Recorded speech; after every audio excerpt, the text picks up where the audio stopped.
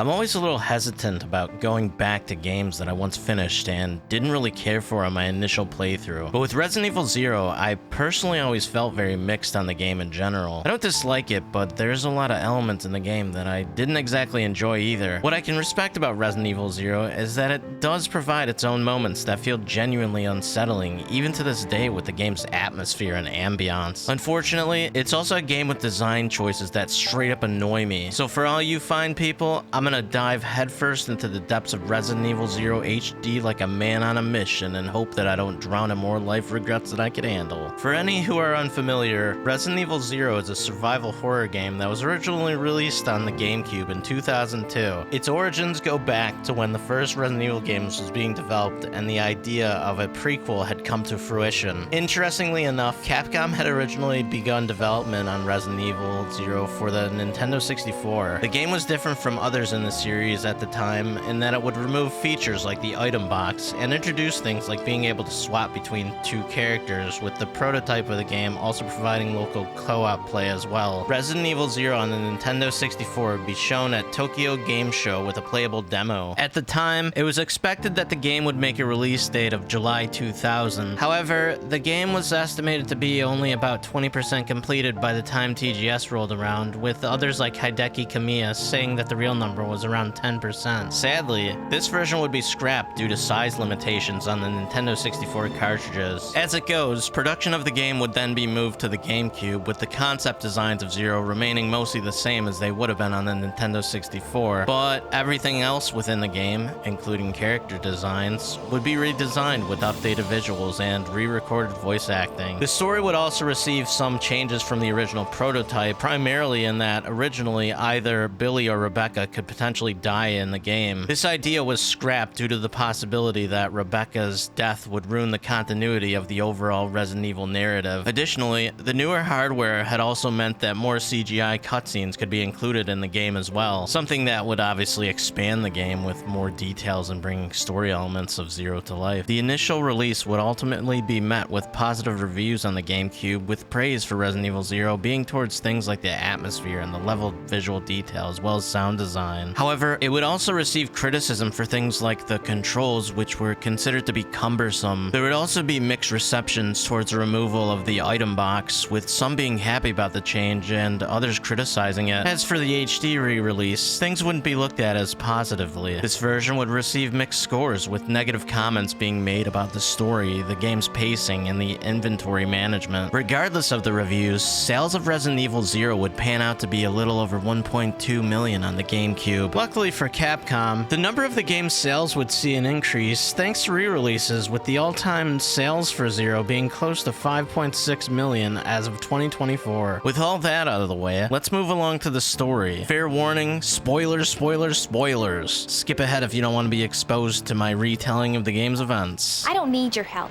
I can handle this on my own. Resident Evil 0 begins with an introduction that paints a picture of the game's lore and the questions involving the Umbrella Corporation's origins, as well as the T-Virus, with the game being set prior to the events of Resident Evil 1. We then see a train going through Raccoon Forest, with the date being July 23rd, 1998. During this scene, we see leeches splashing onto and then attacking the passengers on the train, with some dude in the far distance overlooking all of this happening. We then see a flash forward 2 hours later with STARS Bravo team members flying above the Raccoon Forest in a helicopter. We then hear Rebecca narrating, with her pretty much explaining that they weren't prepared for the coming events. The STARS helicopter then goes boom, which causes the team to have to make an emergency landing into the forest. After making a safe landing, the team investigates the area, where they find an MP van with a bunch of random dead dudes and a shot of this slime stuff seeping on the side of the vehicle that goes unnoticed at the time. Rebecca then finds documentation of Billy Cohen, an ex-lieutenant who was court-martialed and sentenced to death. She goes on to find out that Billy was being transported for execution. This leads the other STARS members to presume that Billy had escaped after murdering the people who were transporting him. This leads into the members splitting up to search for Billy. We then see Rebecca stumble across a train within the forest. She heads inside, seeing that everyone on board is dead. Or maybe not, as we see our first zombies after Rebecca picks up a radio off the ground. Rebecca then bodies the zombies, after which, being unsure of what just happened. What just happened?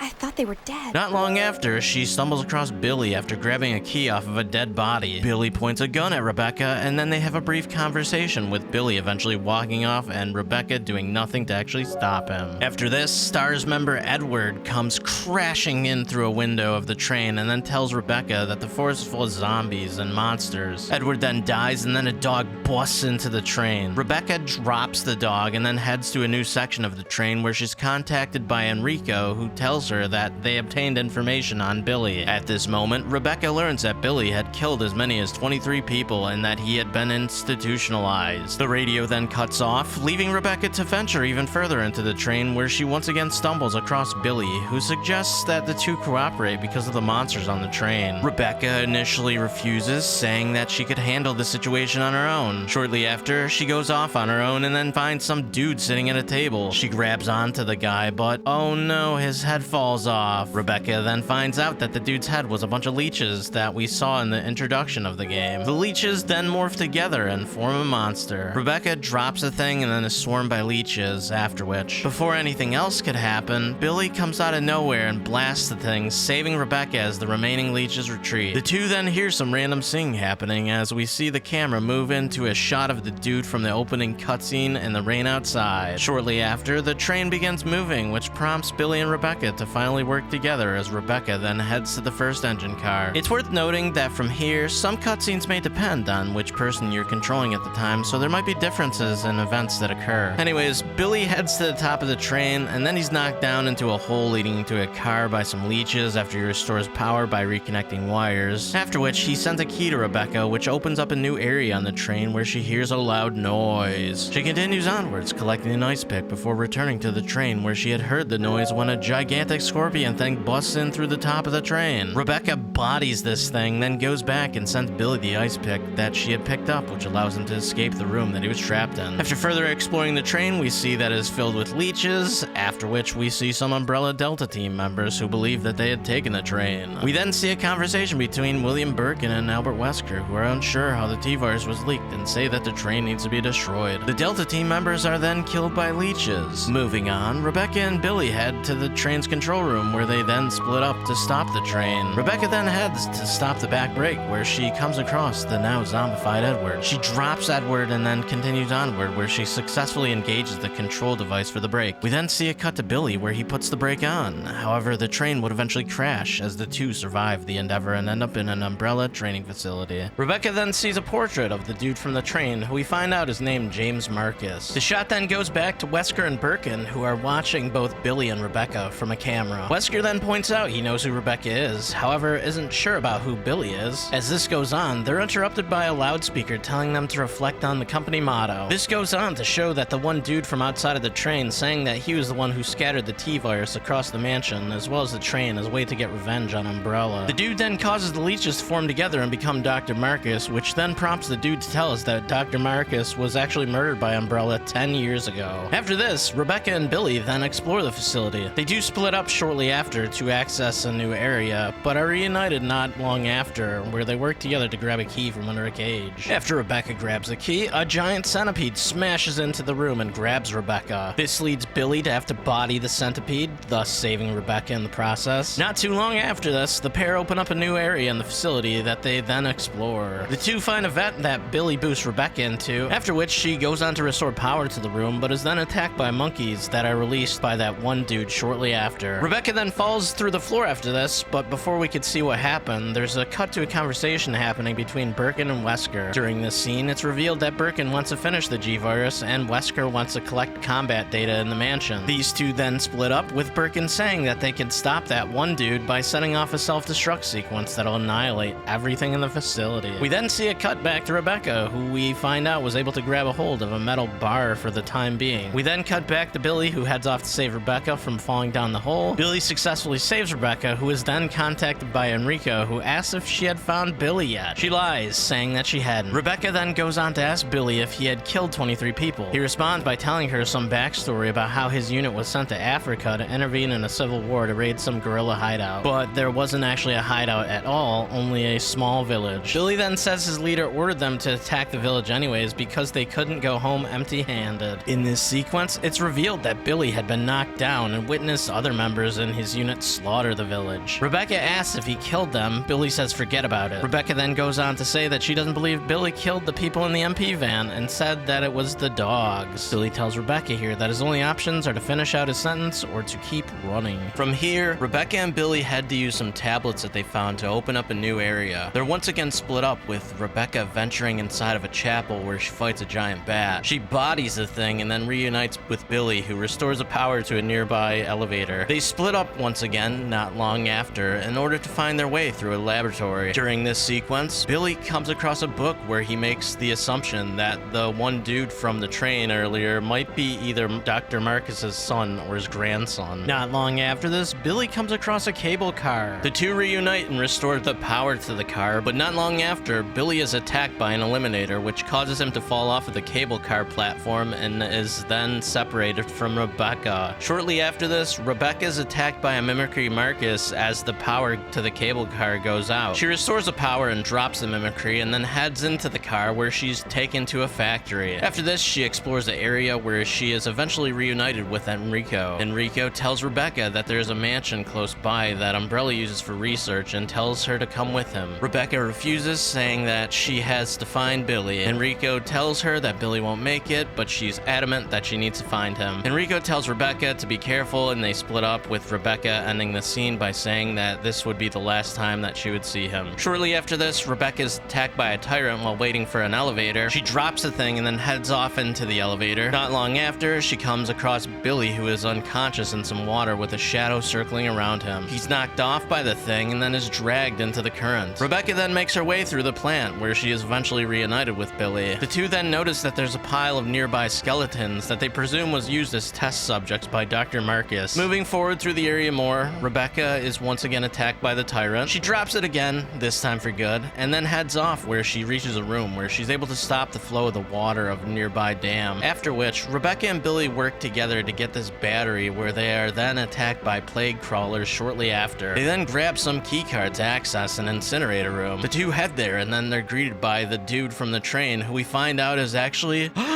Dr. James Marcus himself. Dr. Marcus explains that he was killed by Umbrella and that his research was taken over by William Birkin. This scene goes on to show that the T-virus inside of his queen was able to revive him. Dr. Marcus then says he's going to have revenge on Umbrella before he starts throwing up for some reason. This is where Rebecca and Billy fight the Queen Leech for the first time. They drop the thing and pick up a pair of keys from it. Shortly after, they use the keys to access a new area with a lift where a self-destruct sequence occurs, and then the Queen comes out of nowhere and smashes into the lift. This leads into another fight with the Queen. However, they are unable to initially kill it, finding out that it's weak to sunlight. The two then work together to distract the Queen, with Billy fighting the thing while Rebecca turns some valves. After this, Rebecca is knocked to a box where there's conveniently a big ol' magnum nearby. She chucks the magnum to Billy, who then blasts the Queen, causing it to get blown to pieces as it falls down the lift area, where it's destroyed by the explosion of the self-destruct sequence. Billy and Rebecca then escape from the area as we see a shot of the Umbrella trading facility go boom. This scene is followed by Rebecca and Billy on a cliff near the Spencer mansion, where Billy tosses his handcuffs. Rebecca then takes Billy's dog tags and says that he is officially dead. The two then salute each other and split up as Billy gives her a thumbs up, thanking Rebecca. We then see a shot of the mansion with a butterfly, with the game ending with a random gunshot before the credits begin rolling, thus ending Resident Evil 0. I have to admit that even though I don't enjoy Resident Evil 0, I don't consider it to be a bad game. It's just not something that really matches up to my favorites in the series. It's a personal feeling, but the game never really resonated with me in the same way as other entries. I like Rebecca as a character too, but I don't feel like she was given a fair shake with this one due to the game feeling more experimental for Capcom with some of the features that I think someone could either love or hate. But even though it's not something I had all that much fun playing, I did at least enjoy taking in the story of the game as well as the atmosphere, with the game itself having honestly one of the strongest build-ups to actually start playing as Rebecca slowly heads to the train. Just watch.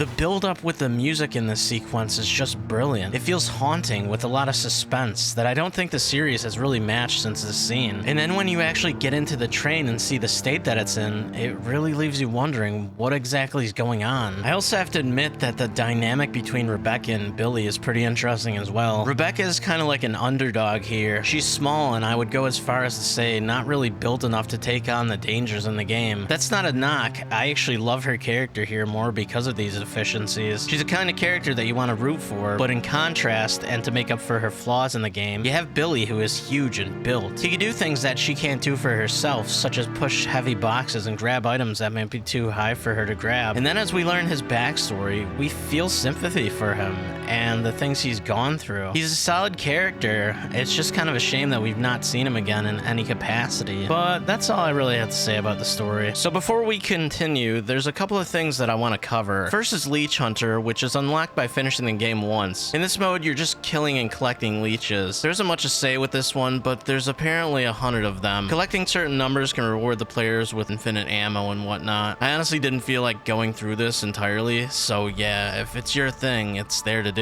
Beyond Leech Hunter, Resident Evil 0 HD also has Wesker mode. In this mode, you basically just replay through the base game, with Billy now being replaced by Wesker and Rebecca having a unique costume. There's nothing really to this mode, though I guess the difficulty is equivalent to playing on normal difficulty. Billy's voice also changes to that of Wesker, and he has some new moves that could be used. Not much else to say here, just give someone a reason to play through the game again. So as I said earlier, Resident Evil 0 introduced things like the ability to swap controlling between two characters. In the game, you can control either Rebecca or Billy. The player can issue a few different commands to the second person. You can tell the partner player to stay behind, attack or hold their fire, and go idle. You also get to equip and trade items with your partner. There's also a few additional differences between the two characters. Billy can light things using a lighter, and Rebecca can mix herbs together and also has an additional space that can be used to carry chemicals. You really need to utilize the two characters in order to solve puzzles and progress through the game. Like I said, it could be something like having Billy push boxes, or even having Rebecca be the one to crawl through a vent. Lastly, it's worth noting that Billy has a higher defense and can do more damage to enemies as well. There's also the hook shot, an item I want to forget about, but at least have to mention since you need it to progress through the game as well. So to begin, this is an item that you find on the train. You essentially use this to gain access to certain areas. I personally don't mind it, but I will add that the most annoying aspect of the thing is that it takes up 2 inventory spaces. This kind of sucks because you're already limited on space as it is, so you don't want to have to always lug it around with you. The hook shot is whatever, but like I said, I had to at least mention it. Other than that, there isn't really much else to say here. Along your way through the game, you fight enemies. Aiming here is pretty standard. Press a button to ready yourself and then shoot, shoot, shoot. The HD version has the option to play with the classic tank controls or the alternative and updated movement scheme. I don't have an issue with the tank controls in the game, but the updated scheme makes it feel easier to run by enemies if you want to avoid them outright. It's all about personal preference, I'd say. As for what kind of stuff you got, the weapons of the game include the knife. I had no interest in using that in either of my playthroughs. Rebecca and Billy also have their own handguns that can be upgraded as well. Additionally, you can also make Molotov cocktails by combining gasoline with bottles. There's also the hunting gun and the shotgun. Both of these use shotgun shells and are pretty strong, but the hunting gun can only carry 2 rounds, which makes it kinda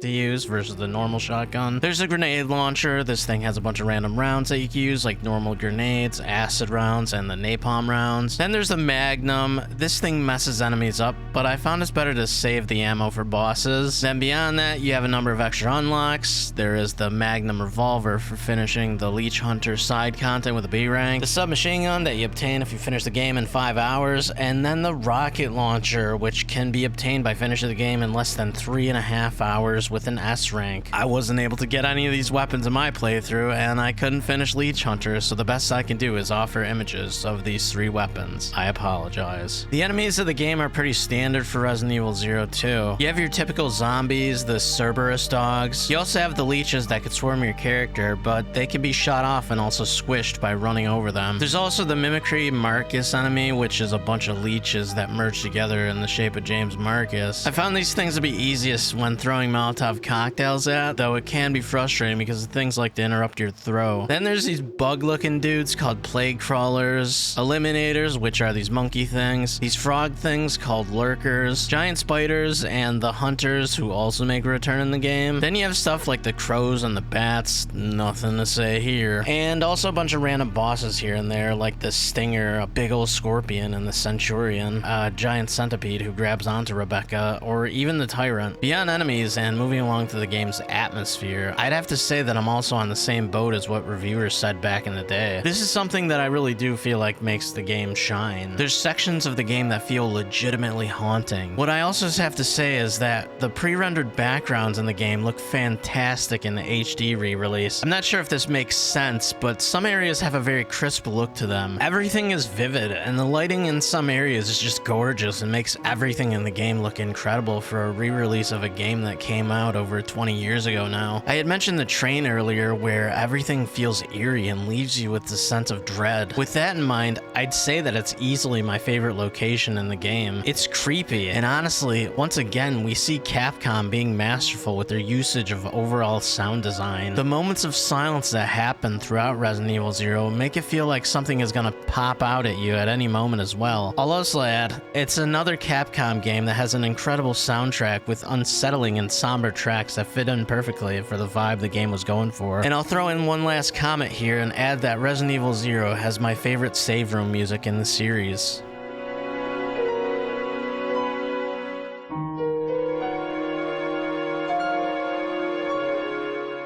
Before I continue, I honestly have to reiterate that I don't think Resident Evil 0 is a bad game. It's just one that has things that I find annoying and make it less fun to replay versus other entries in the series. So what exactly is it that I don't like about Resident Evil 0? For starters, I don't entirely enjoy the character swapping aspect of the game. I feel like it gets a little tiresome after a while, though it does initially feel like a cool idea to have to use both Rebecca and Billy to solve puzzles, and it did feel like an added layer to the game since it was like there was a teamwork aspect happening. It's just the way that you go about doing these puzzles that feels slow. I honestly don't mind lugging around two characters. It's just the utilization of the mechanic gets annoying after a while. I also have to admit that despite the flack that RE5 got with Sheva, Capcom at least conveniently made it so that she would go and do certain things on her own by having you only need to press a single button. It would have been nice if I could have just told Billy to go wind up a crank in the same way instead of having to manually switch to him and do it myself. I'm also not necessarily the biggest fan of the game not having any item boxes either. I'll just straight up admit it. I got a bad case of the OCD. I see an item in Resident Evil games, I pick them up and I chuck them in my box. End of story. But with RE0, you just have to drop your items on the ground. It's an aspect of the game that makes item management feel less organized since you're not really grabbing items out of a box. Funny enough, during one of my live streams, someone actually came and told me that there was an item box mod. It did seem to be a nice quality of life improvement, but I would go as far as to say that as annoying as I find dropping and picking up items, it does add an extra challenge to the game in some ways, so I don't know if I'd recommend someone bothering with this mod on their first playthrough since it kind of ruins the intended developer experience of the game. But either way, I personally think that I would have found the item dropping mechanic to be less irritating if there wasn't a limit to the amount of items that you could drop in a room. I had points where I had items thrown about in 3 different rooms, so whenever I needed to restock, I had to experience looking at doors multiple times in a row just to prepare myself properly. Like, yeah, the item box is unrealistic, but so is limiting the number of items someone could stuff into a room. I mean, come on, haven't you ever watched show Hoarders? That's all I have to say about Resident Evil 0. It's a game that's set up to be something that I should enjoy. I love almost everything about it when it comes down to the setting, the characters, and the music, but the design choices make it feel tiresome after a while. I think it should be said that I don't think that there are any truly terrible entries in the mainline Resident Evil games. Some may be worse than others, but I wouldn't completely write them off. 0 falls into this category of what I feel is an entry weaker than the others. It's okay, but that's it. I have no desire to ever go back to this game again. There's way too much tedium in playing the game that I don't think I could handle it any more than what time I spent on the game while working on this video. I'm all about developers trying out experimental features, but Zeros just aren't for me. I think I was fine with things like not having an item box in my first playthrough, but on my second run, it just felt annoying and almost like an inconvenience. Like, yeah, it's cool you could see the items you leave behind on the map, but it's like backtracking and leaving behind items in random halls scattered about was like artificial time padding. Maybe if Rebecca and Billy had more inventory space, it would have helped, but they don't. And then beyond that, lining myself up to correctly pick back up some of the items was just annoying when I wanted to just take my stuff and leave as quickly as possible. But even with these random irritants, I feel like Zero is worth playing, at least for the story. The dynamic between Rebecca and Billy is pretty interesting, and seeing the lead up to Resident Evil 1 is worth experiencing to get a better understanding of the events that occur within Spencer Mansion. But at the end of the day,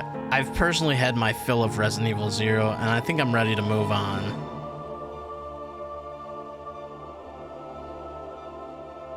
Thank you all so much for watching. If you like this video, please consider liking and subscribing. It helps me out. I also stream to Twitch and Kick. Links are below if you want to show some extra support. I seriously appreciate you all, and until next time, peace out.